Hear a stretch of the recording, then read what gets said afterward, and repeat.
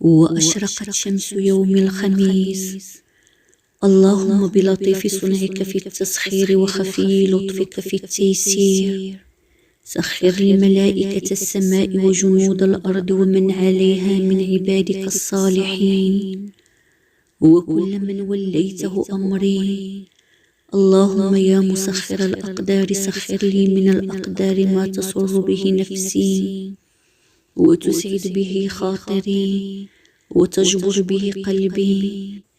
اللهم سخر لي جميع خلقك كما سخرت البحر لسيدنا موسى عليه السلام وألن لي قلوبهم كما ألنت الحديد لسيدنا داود عليه السلام فإنهم لا ينطقون إلا بإذنك نواصيهم في قبضتك وقلوبهم في يديك تصرفها كيف تشاء يا رب العالمين.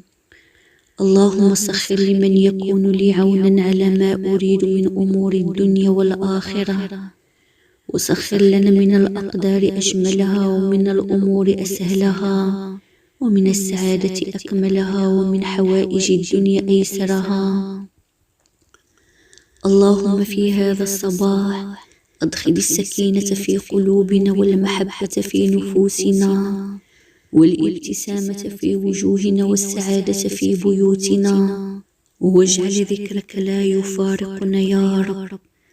اللهم يا من لا تأخذه سنة ولا نوم يا حي يا قيوم أسألك أن تمن علي بالراحة والسكينة في صباح هذا وأن تحيطني بحفظك ورحمتك وتغفر لذنوب ما علمت منها وما لم أعلم وأن تجعل في صحوة هذه راحة وشفاء وأسألك رضاك والجنة من سخطك.